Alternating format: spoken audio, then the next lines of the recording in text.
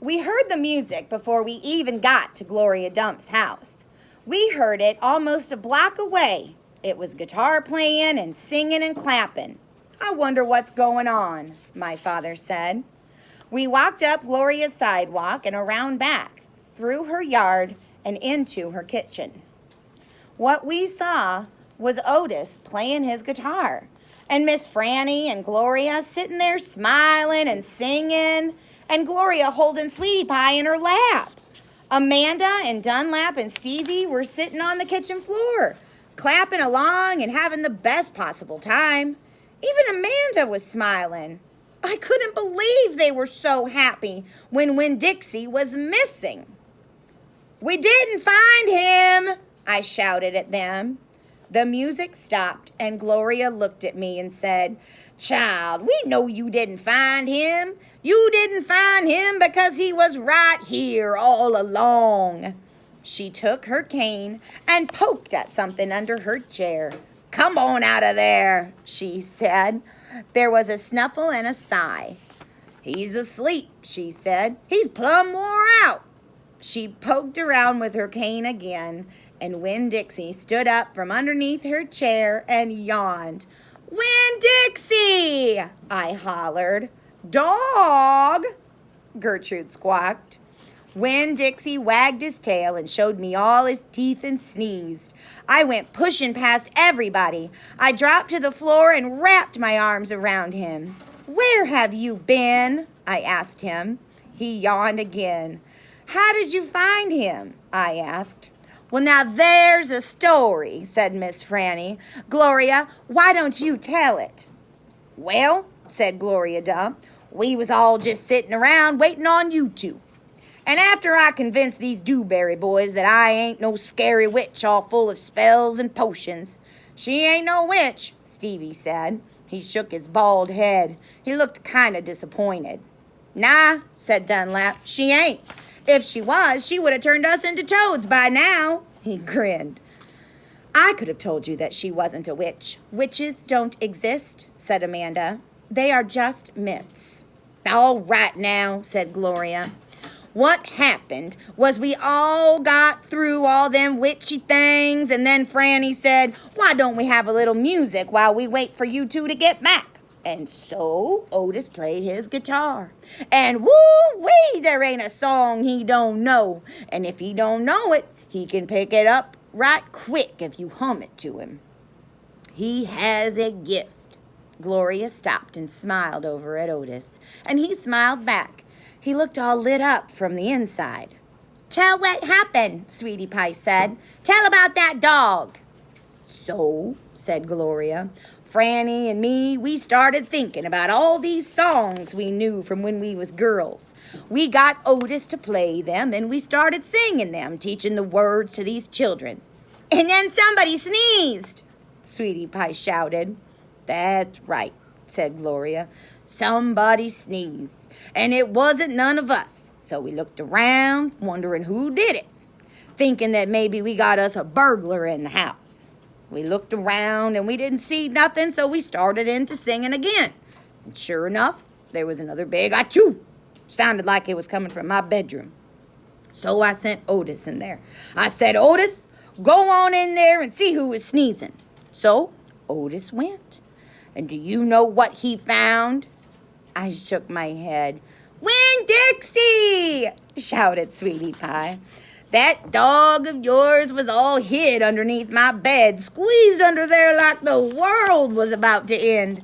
But he was smiling like a fool every time he heard Otis play the guitar, smiling so hard he sneezed." My daddy laughed. "It is true," Miss Franny said. "It's the truth," said Stevie. Dunlap nodded and smiled right at me.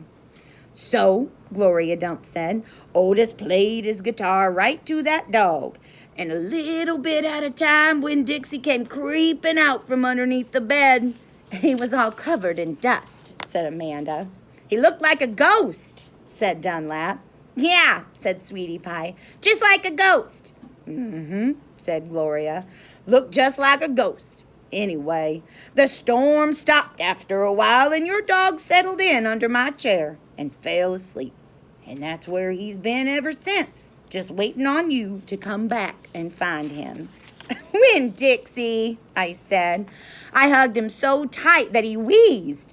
We were out there whistling and calling for you, and you were right here all along. Thank you, I said to everybody. Well, said Gloria Dump, we didn't do nothing. We just sat here and waited and sang some songs. We all got to be good friends. Now, the punch ain't nothing but water, and the egg salad sandwiches got tore up by the rain. You got to eat them with a spoon if you want egg salad. But we got pickles to eat and litmus lozenges, and we still got a party going on. My daddy pulled out a kitchen chair and sat down. Otis, he said, do you know any hymns? I know some, said Otis. You hum it, said Miss Franny, nodding her head, and he can play it. So my daddy started humming something, and Otis started picking it out on his guitar. And when Dixie wagged his tail and lay back down underneath Gloria's chair, I looked around the room at all the different faces. I felt my heart swell up inside me with pure happiness. I'll be back in a minute, I said. But they were all singing now and laughing, and Winn Dixie was snoring, so no one heard me.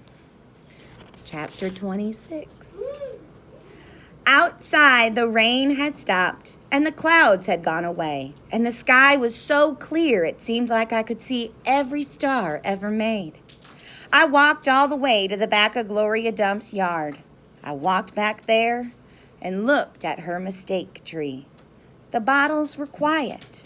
There wasn't a breeze, so they were just hanging there. I looked at the tree, and then I looked up at the sky.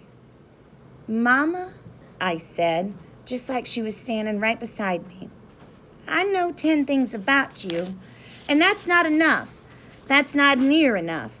But Daddy is going to tell me more. I know he will, now that he knows you're not coming back. He misses you, and I miss you, but my heart doesn't feel empty anymore. It's full, all the way up. I'll still think about you, I promise, but probably not as much as I did this summer. That's what I said that night, underneath Gloria Dump's mistake tree. And after I was done saying it, I stood just staring up at the sky, looking at the constellations and planets. And then I remembered my own tree, the one Gloria had helped me plant. I hadn't looked at it for a long time. I went crawling around on my hands and knees, searching for it. And when I found it, I was surprised at how much it had grown. It was still small. It still looked more like a plant than a tree. But the leaves and the branches felt real strong and good and right. And I was down there on my knees when I heard a voice say, "Are you praying?" I looked up. It was Dunlap. "No," I said, "I'm not praying. I'm thinking." He crossed his arms and looked down at me. "What about?" he asked. "All kinds of different things," I said. "I'm sorry that I called you and Stevie bald-headed babies." "That's all right," he said. "Gloria told me to come out here and get you." "I told you she wasn't a witch." "I know it," he said. "I knew it all along. I was just teasing you." "Oh," I said. I looked at him close. It was hard to see him good in the dark yard. "Ain't you ever going to stand up?" he asked. "Yeah," I said.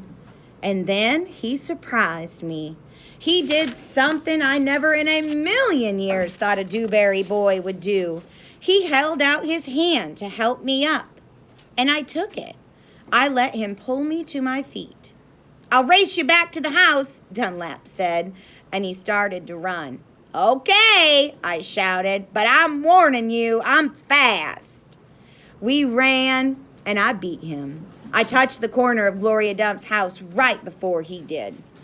"You shouldn't be running around in the dark," said Amanda. She was standing on the porch looking at us. "You could trip over something." "Ah, Amanda," said Dunlap, and he shook his head. "Oh, Amanda," I said too. And then I remembered Carson, and I felt bad for her. I went up on the porch and took hold of her hand and pulled on her. "Come on," I said. "Let's go inside." "India Opal," Daddy said when me and Amanda and Dunlap walked in. "Are you here to sing some songs with us?" "Yes, sir," I said, "only I don't know that many songs." "We'll teach you," he said. He smiled at me real big.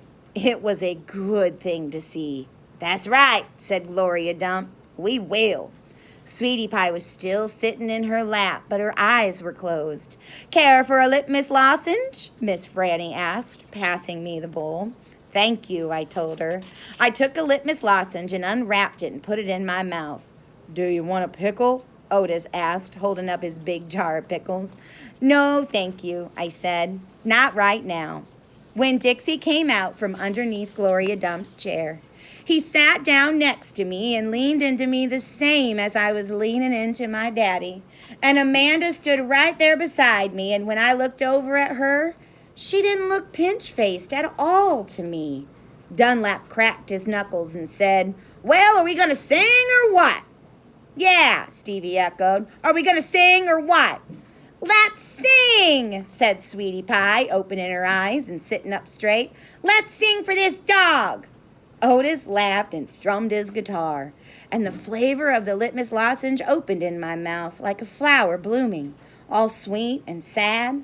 And then Otis and Gloria and Stevie and Miss Franny and Dunlap and Amanda and Sweetie Pie and my daddy all started to sing a song, and I listened careful so I could learn it right.